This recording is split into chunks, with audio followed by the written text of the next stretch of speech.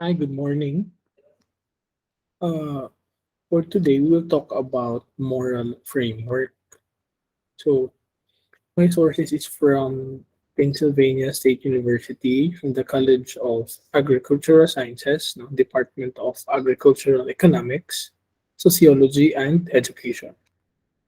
So, as people in this world and good citizens, we are concerned not only with what actions are morally right and morally wrong, but what makes action morally right or morally wrong. So, ang action gazud ang pinaka-central, the core of our kanang being, no, as a citizen, as an individual.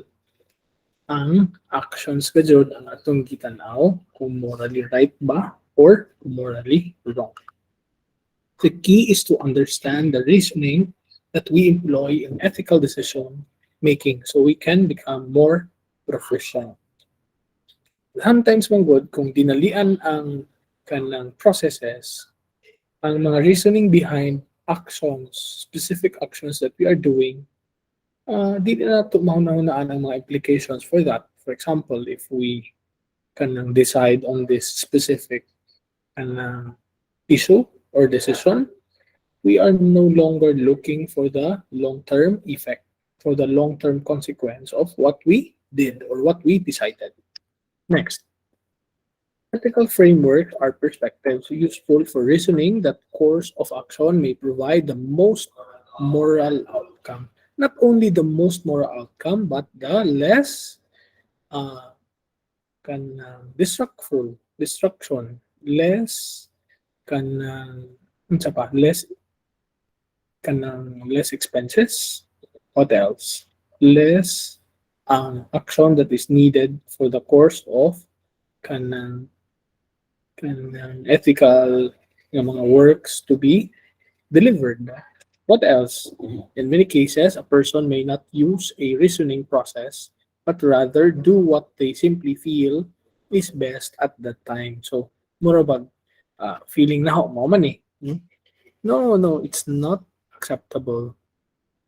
Samot na kung we are working in a company, no? We are working in an institution that is looking up to its ethical standards, na ay mga standards na kinahanglan nimo ma-deliver, na ay mga standards na you have to kanang look up to.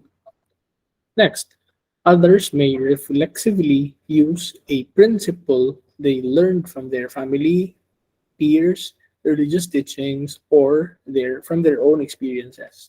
So naapod ang uban nga before they do anything nga unsa na mga decision making, before they judge, before they take any action, they will reflect. They will come back to maybe for a minute or so, to think things, to think unsa may hangbuhaton, unsa may mas sakto nga course of action that I will take, in the light of principles that they learned from their family, mga family values, mga kanang values that they got from their peers, mga amigo, mga from their friends, and principle also that they got from religious upbringing, kung asa sila nagdako nga mga churches.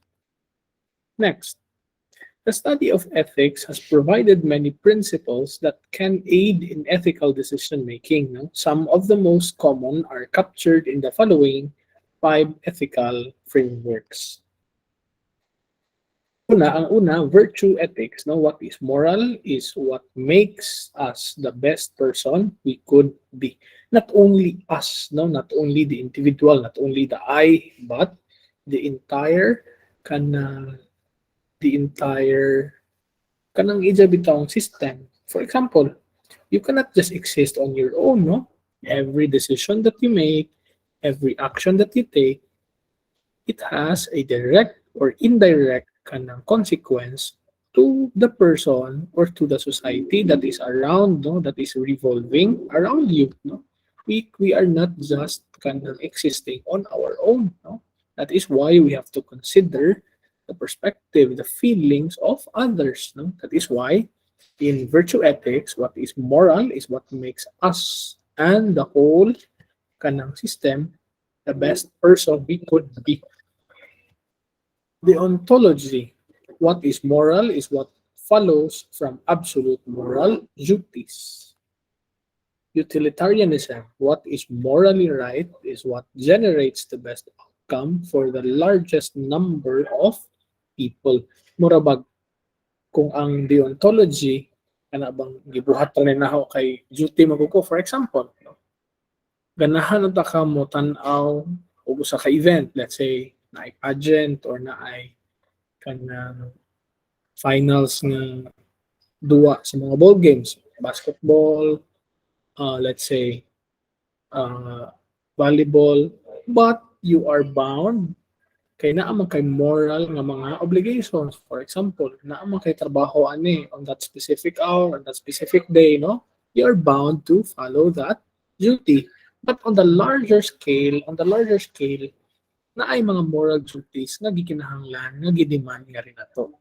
The utilitarianism also mas dako siya larger nga perspective, no? Kinatibuk-an. Sige ingon dire, what is morally right is what generates the best outcome for the largest number of people. For example, na ay, let's say, na ay fund, na ay usa ka financial kanang grant, dako nga kwarta, no? No one or nobody, an institution or an individual is looking and is checking on you. Pwede nimo ibulsa ang kwarta, pwede nimo ibutang sa imong secret bank account, or you can put it in fund for your educational na, na fund para sa imong mga relatives or imong child, no? Or many other options. But if you consider the best outcome for the largest number of people, no, you will think about it. Daghang mas maka-benefit ani nga fund. For example, on a health kanang system, sa PhilHealth, let's say, no, kung imong ibulsa ang, let's say, 10 million, dako na ng 10 million, it can save many, many lives na unta, no? But you decided to kanang imong ibulsa, no, you will consume it kanang sana to yourself or to your family, to your relatives, no? Ang utilitarianism, you consider the best outcome for the largest number of people. Rights-based ethics. What is moral is that which is in accord with everyone's rights. Kining rights-based ethics, imong gitan-aw pud ang kanang fundamental nga rights sa kada tao. For example, kanang gitawag nila og human rights. No? Every one of us, kanang regardless of civil status or kanang state status, religious affiliation, color, race, depende, bisan pa regardless, bisan pag unsa imong sexual orientation, you have the right, no? You have the right of your own, no? You have the right to live, you have the right for free speech, you have the right to express your thoughts, no? Ingon ana ang right-based na ethics. And next, the care-based ethics. Ang care-based ethics, recent ni siya kaadyo kay sa society lagi nato nga hala sige ra panrabaho, busy kaadyo. The care-based ethics is very contemporary, bag-uhay pa ni siya kay tingali ang mga theorist, ang mga philosopher naka-realize sila nga dili day maadyo ang well-being sa tao kung sige ra ka busy, kung sige ra og kanang ka-preoccupied to kanang duties, mga trabahoon, no? Kung sa giingon diri sa care-based ethics, what is moral is that which promotes healthy relationships and the well-being of individuals and their interdependence. So, gitan-aw diri ang well-being sa kada tao, the individual's well-being and their interdependence. Kung sa usa ka society nga unsa na grabe bitaw ang workforce, yung trabaho, halos dili na mo day off, no?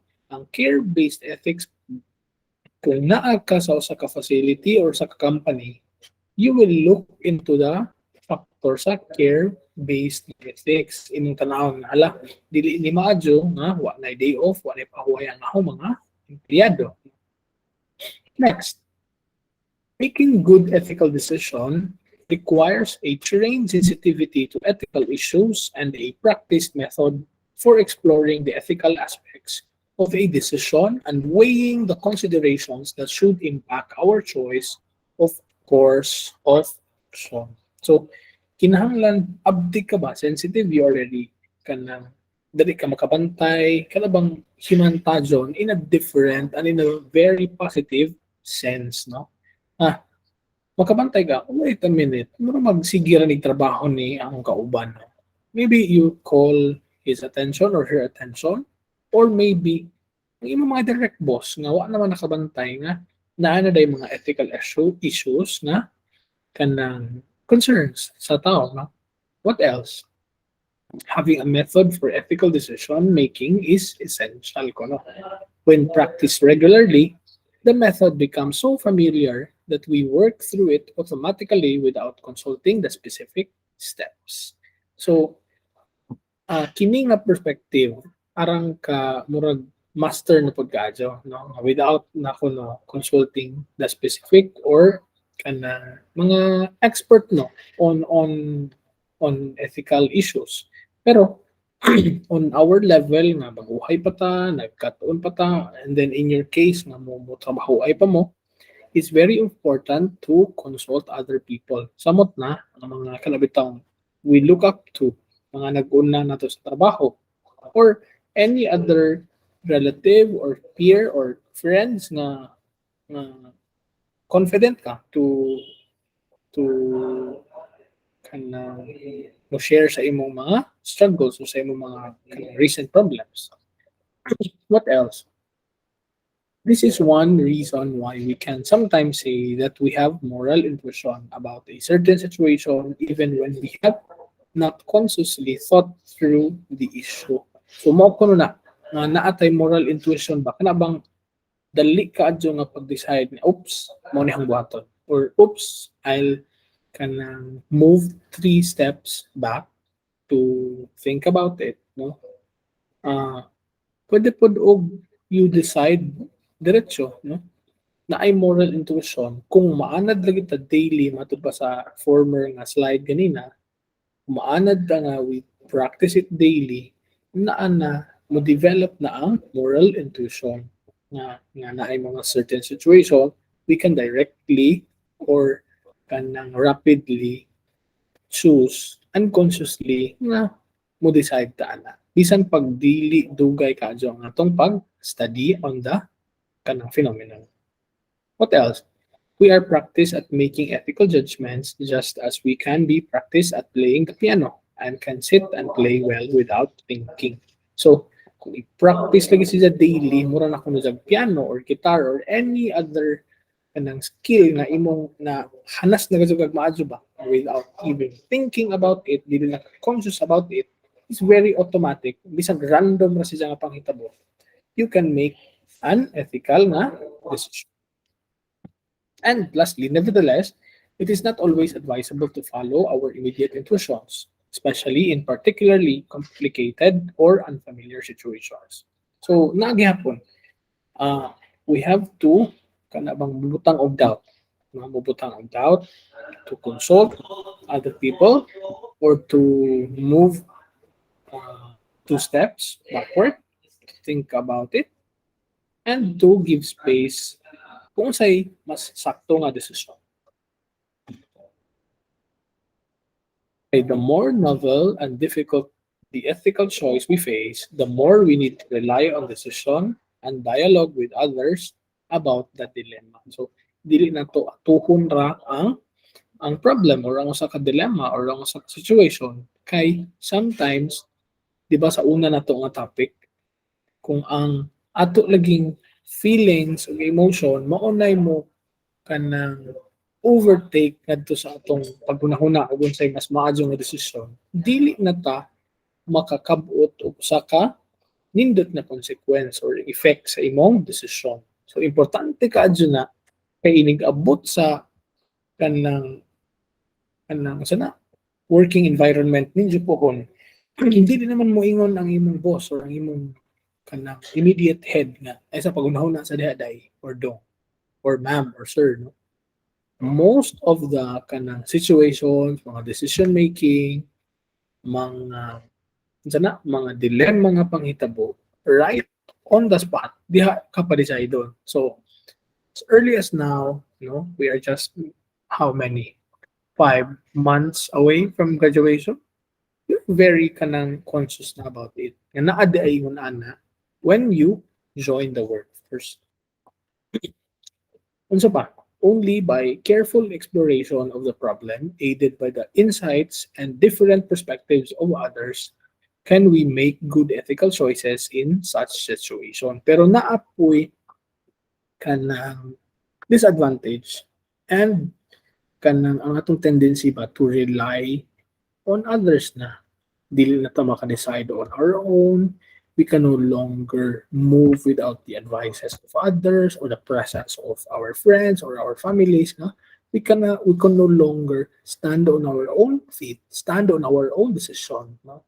Kinahanglan siya i-balance. Importante that we explore the problem with other people, with other kanang insights or perspectives sa uban, but it should be very balanced. Nga, dili mawala ang atong personal identity. Dili mawala ang atong personal nga decision making. And lastly, here our method for ethical decision making should enable us to recognize these new unfamiliar situations and to act accordingly. So, bisan pa at the same time we learn, we hear, kanang we consult others, we kanang grow inwardly at the same time na dungan ang iyang pagtubo. Ang approach is kan the same, no? We consult others, but deep inside us, we also grow. We also grow. While each of the three framework is useful for making ethical decisions, none is perfect. Otherwise, the perfect theory would have driven the other imperfect theories from the field long ago. Knowing the advantages and disadvantages of the frameworks will be helpful in deciding which is most useful in approach the particular situation with which we are presented. So kini padung na pud ta sa lain na pud nga kanang source, lain na pud nga kanang perspective from the Brown University, a framework for making ethical decisions. Tulo kuno ka buok matud pa nila na ako na tulo ka frameworks in making ethical decisions. Ang una kuno ang consequentialist nga framework. In the consequentialist framework, we focus on the future effects of the possible courses of action, considering the people who will be directly or indirectly affected. We ask about what outcomes are desirable in a given situation and consider ethical conduct to be whatever will achieve the best consequences. The person using the consequences framework desires to produce the most good. So ang consequentialist framework nagtan-aw kanunay sa murag consequence, murag advanced thinking ba nga unsa kahay mga future possible consequences aning aho nga decision or ahong course of actions. Tan-awon ang kanang side sa uban na baka ko'y maigo ani, na baka ko'y mga tao nga matamakan ani, no? Ingon na. What else? Among the advantages of this ethical framework is that focusing on the results of an action is a pragmatic approach. So sa ganito'y meaning sa pragmatic, marabag you consider kanang sa to'y meaning sa pragmatic atong tanawon. Pragmatic, para sure ka jud. Pragmatic.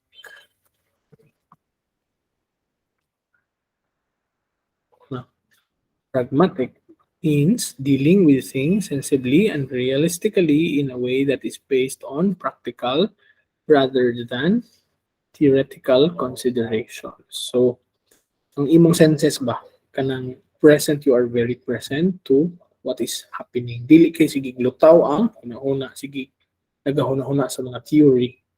Ang consequentialist dili siya kana bitaw mga unrealistic na kaadso nga una for example hala basin mamatay or hala basin mapriso ta ana, dili. Consequentialist siya but at the same time very practical, very rooted in the practical nga mga kanang panghitabo. Pasahon na to balik, no? Dealing with things sensibly and realistically in a way that is based on practical rather than theoretical considerations. So, as we continue,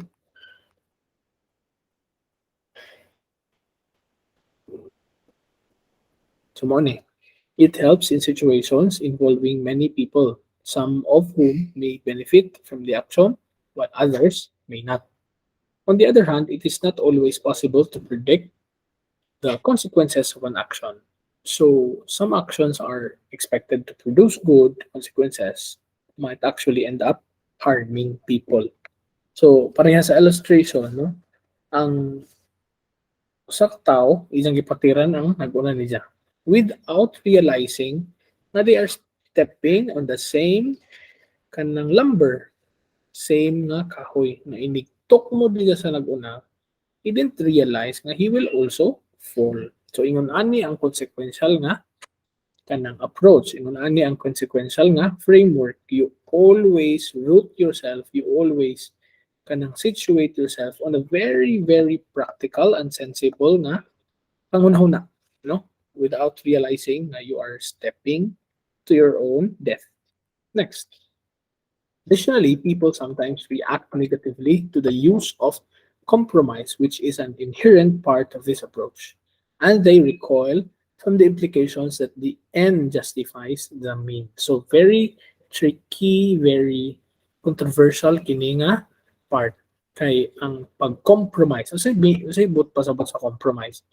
You can consider some of your principles to be kanang dili na nimo imo na lamang tunlon. For example, dili ta kaganahan og vote buying pero nanginhanglan makagkwarta. You compromise your principle na di unta ka mudawat og kwarta, kinahanglan man nimo, no? You compromise your principle. Imo na lamang tunlon ang imo gituohan unta.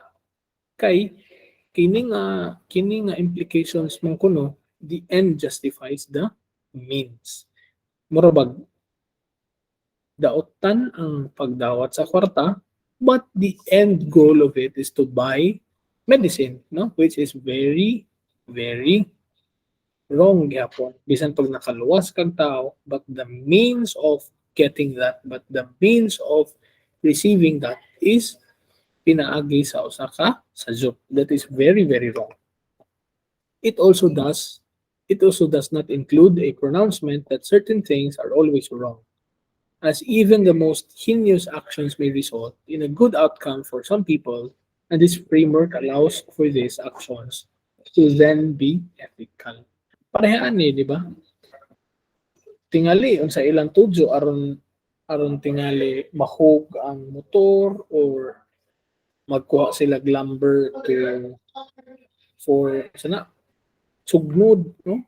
Maybe unsa ilang mga reasons for doing so, but without realizing it, ila daing giputod ang kahoy nga ilang gitungtungan, no?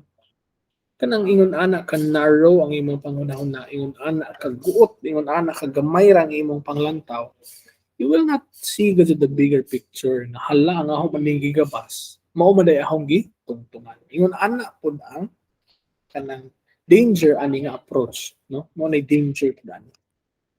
Next, ang sunod, the duty framework.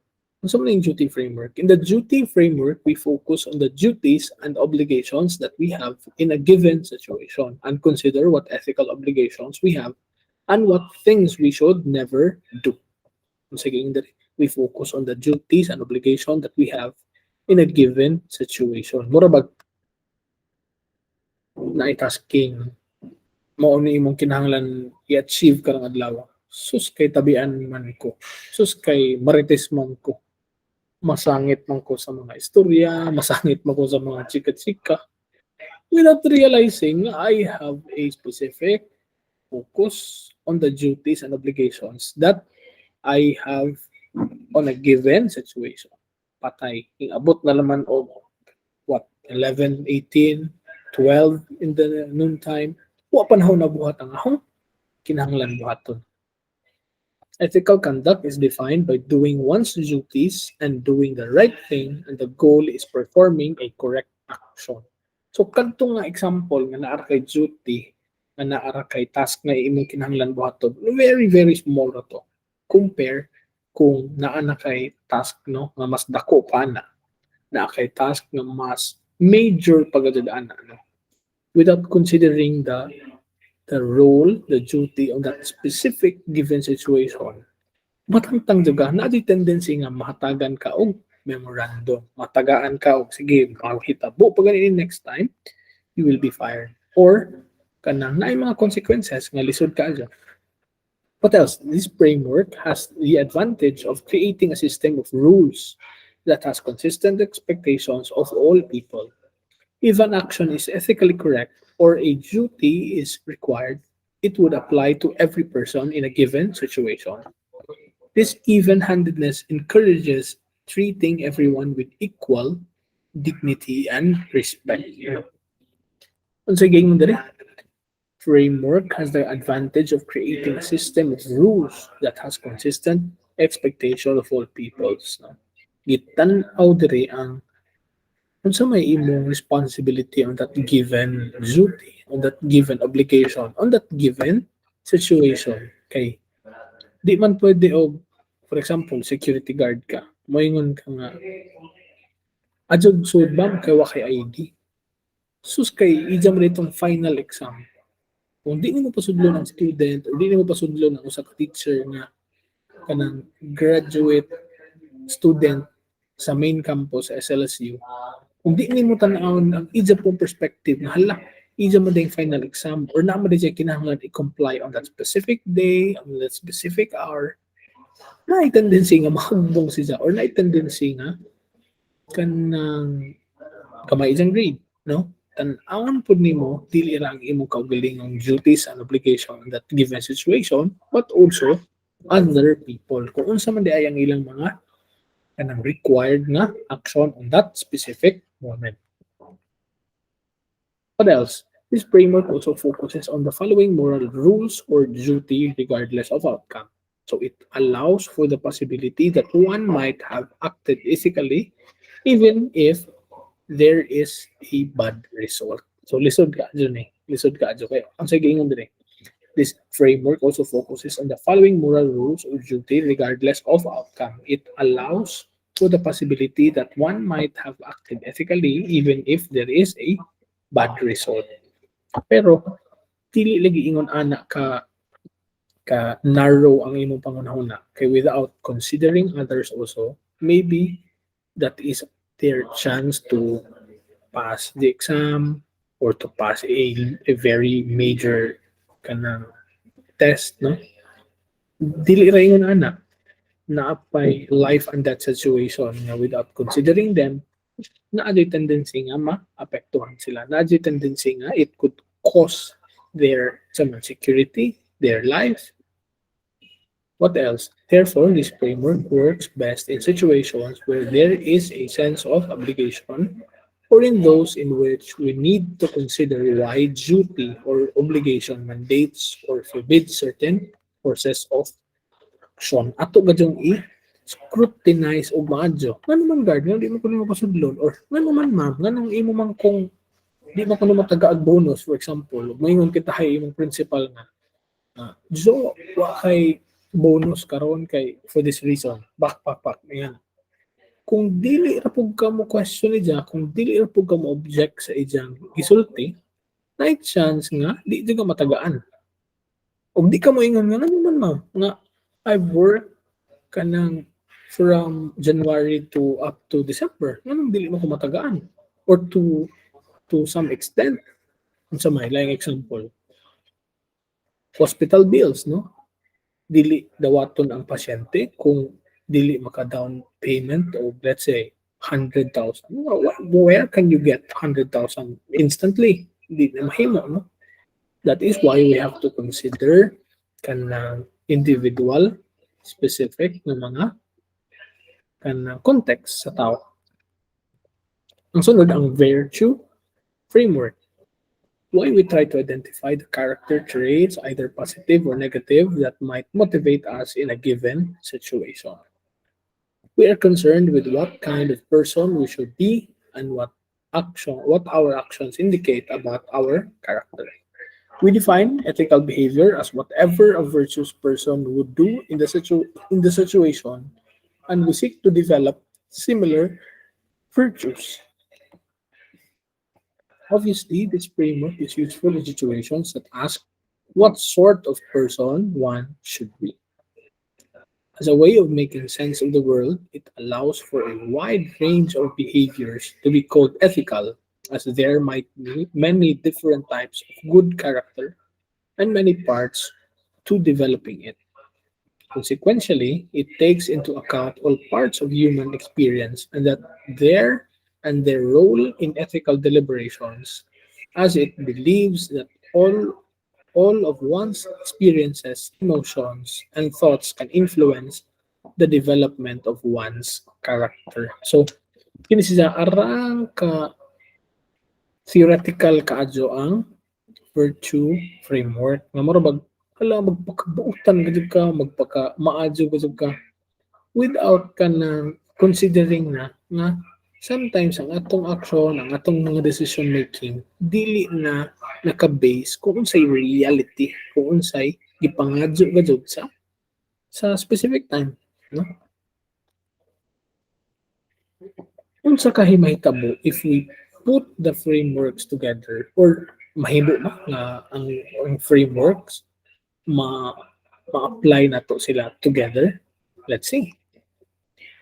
By framing the situation or choice you are facing in one of the ways presented above, specific features will be brought into focus more clearly. However, it should be noted that each framework has its limits. By focusing our attention on one set of features, other important features may be obscured. Hence, it is important to be familiar with all three frameworks and to understand how they relate to each other, where they may overlap and where they may differ. So ingon ana nga imo pugso usahay ang usa ka framework nga kini imo ipugos ang situation pero dili sila compatible, no? You have to be very sensitive enough, quick to kanang observe nga dili ay pwede ang usa ka given situation nga imo ipugos nga imong kanang argue dili pwede. And first, the point, recognizing an ethical issue. One of the most important things to do at the beginning of ethical deliberation is to locate, the extent possible, the specifically ethical aspects of the issue at hand. Sometimes what appears to be an ethical dispute is really a dispute about facts and concept. For example, some utilitarians might argue that the death penalty is ethical because it deters crime and thus produces the greatest amount of good with the least harm. So for example, ang issue sa death penalty, daghang morgyo nga sakto na kay na justify man ang means kay ang end pagpatay man or paghatag man og death sentence sa usa ka criminal, no? Sa usa ka convicted nga criminal. But if you closely look at the situation, nagpatay ka aron pag-justify sa usa ka sadyok. Does make sense ba? Nga hinghimo kag sadyok para makorek ang sadyok. That is very, very kanang ethically unaccepted. Dili ma-justify ang usa ka daotan nga means, ang usa ka negative nga means, bisan pa ang outcome, bisan pa ang consequence sakto. Yun na ang ethical issue. May imo gutong tanawon. For example, nangupya ko ma'am, kay aron ma-valedictorian ko. Or nangupya ko sir, kay aron summa cum laude ko. If you try to examine it closely, iasa man ang imong pag-summa cum laude or pag-valedictorian, if you step back 2 steps, nangupya mo ka or you have done kanang ethical nga mga concerns na mga issues, no? Lisod ka dyan.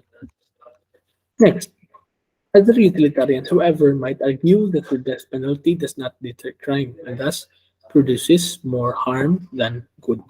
So, naay mga views pod nga nagkalain-lain kay ang utilitarians bisan pa og kana bang kinatibuk-an ang ilang gi-aspire, ang kinatibuk ang good ang ilang gitan-aw, naapoy uban sa ilang nga you will sacrifice one person for the benefit of the society.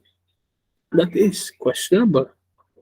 For example, kana bitong issue nga aron kuno mulig-on ang mga bridges nato aron mulig-on ang atong mga building, we have to sacrifice children, no? Ato kunong ihawon ang mga bata, ipadugo kuno nato kay aron mga dingon nato kanang dili na magsamok-samok sa mga infrastructure, sa mga buildings, sa mga bridges nga atong tukuron. That is very, very questionable. That is very, very wrong. No? You will sacrifice somebody, for the benefit of the many. No, that is not correct. Mura man ka na og nag-scapegoat. Kito bitang goat ang i-offer para sa tao. No, that is very, very wrong. No, that is very, very wrong. The argument here is over which facts argue for the morality of a particular action, not simply over the morality of particular principles. All utilitarians would abide by the principle of producing the most good with the least harm. Mo jud na, mo na pinaka-basic.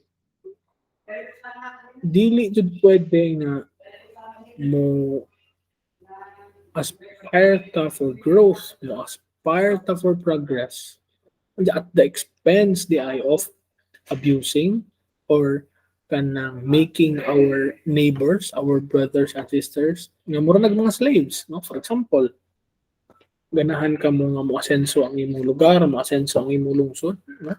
Ala, magpasud ka diri og mga kanang businesses at the expense of abusing the rights of our workers. For example, kay friend man tingali nimo ang mga managers or owners sa mga businesses, masugot ka nga bisan ang ilang mga sweldo not the standard. For example, ang standard unta kay let's say 450 per day, musugot na laman ka kay friend man mo o naa kay bahin, musugot ka nga ihimo og 400 per day, no? That is a very, very wrong. Next, consider the parties involved, no? Mura bag sa investigation, mura ba og naghimo kag plano, you have to look ahead. You have to plan ahead. You have to see kanang sa may mga possible nga mga maapektuhanan. Another important aspect to reflect upon are the various individuals and groups who may be affected by your decision. Mura bag nag-investigate ka kining first nga unsa na nasa circle bitaw ni sa illustration. So may gitanaw diri sa telescope. Diyan gitanaw diha ang growth rate, be sa ka ba karon, taas ba ang market, ubos ba ang market. Kanang sa ikaduha, iyang gitanaw sa isang kanang lens ang sa man isang gi-investigate ang buy, no? Kining sa budget pod nasa market ng grocery. Ang ikatulo, ang ikaupat pod nagihap og kwarta, no? Ang kining ikalima o ikaupat nagtan-aw sa globe, no? Diyan ang ikaunom pod nagtan-aw sa kanang sa mga nagtan-aw murag result na. So ingon ana kung i-consider the parties involved, mga daghan complicated nga mga parties involved. Consider who might be harmed or who might benefit. Next, gather all relevant information. Before taking action, it is good idea to make sure that you have gathered all the pertinent information and that all potential sources of information have been consulted. Murabag kana bitang investigation board kani bang na-address sa atong illustration. Imo gazong as much as possible you will look into the situation from a bigger context gadget. Imo gazong tanawon ang wider nga perspective. For example, na missing nganong nawaan ang orasa, Unsa man pagkamatay, unsa may kay nga na ba? You will gather all relevant information. Next, formulate actions and consider alternatives. Ang una, evaluate your decision-making options by asking the following questions. No? Which action will produce the most good and do the least harm? Or which action respects the rights of all have a stake in the decision? Or third, which action treats people equally or proportionately?